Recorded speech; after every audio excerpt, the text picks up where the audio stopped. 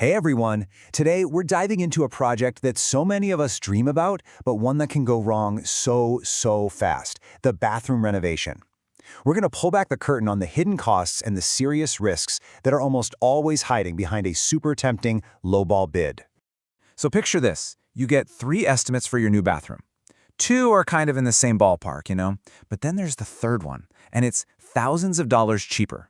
I mean, that's incredibly tempting, isn't it? Who doesn't want to save a few grand? But here's the real question we have to ask ourselves. Is it actually a great deal, or is it a ticking time bomb? Look, saving $4, $5, maybe even $8,000 feels like a total win. It feels like you're being a smart, responsible homeowner. And that's the temptation, right?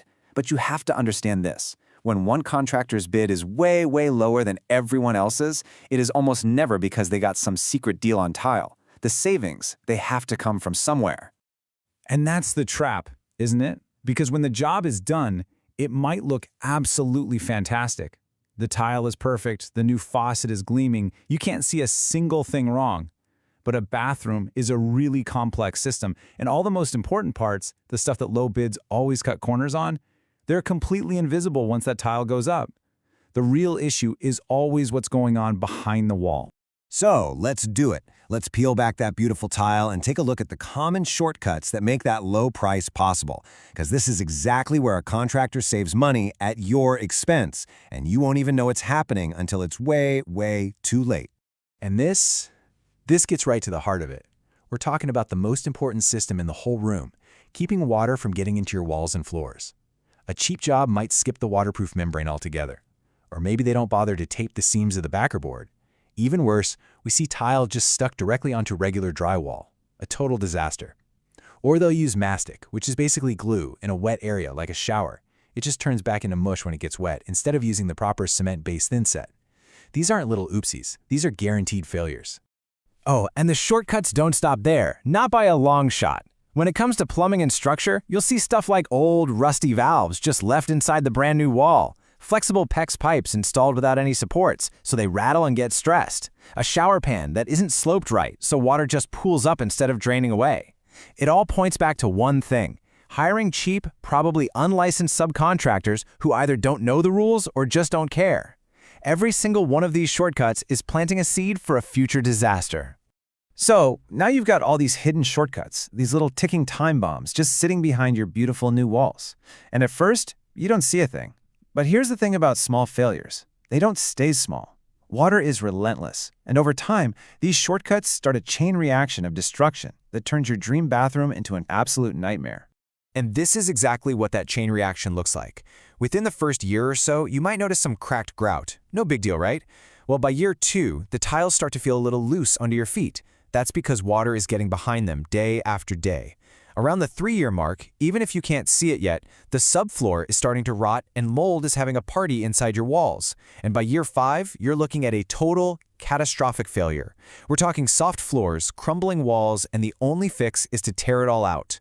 And this is the moment where that money you saved just vanishes and, in fact, completely reverses on you. The source material gives this really powerful example. A $9,000 renovation that looked like a steal, but it failed so badly that it ended up costing $28,000 to demo and rebuild the right way. Yeah, just look at that number for a second. $19,000. That's the real cost of that cheap deal. Not the money you thought you saved, but the extra money you had to shell out just to fix the mess. It's a total gut punch. And honestly, the financial hit is only part of it. When a cheap bathroom fails, you're paying for a second demolition. You're probably paying for expensive mold removal and maybe even structural repairs to rotted joists. You've completely lost all the money you spent on the first set of materials, and beyond the cash, you've lost the use of your bathroom for weeks, maybe months, and you have to go through the stress and the frustration of starting all over again. Okay, that was the scary part. I get it. But the goal here isn't to scare you, it's to empower you. So now, we're gonna pivot. Let's move from the problems to the solutions.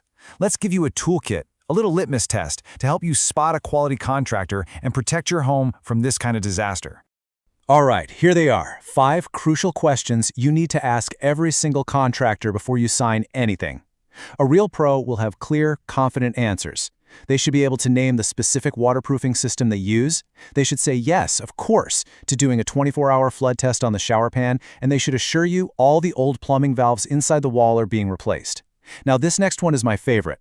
Ask to see pictures of a project before the tile went up. That's a brilliant move. It shows they're proud of the work you can't see. And finally, get the warranty details in writing. If a contractor gets weird or vague about any of these, that is a massive red flag. And this brings us to the final and maybe most important step in protecting yourself. It all comes down to how you compare those estimates you get.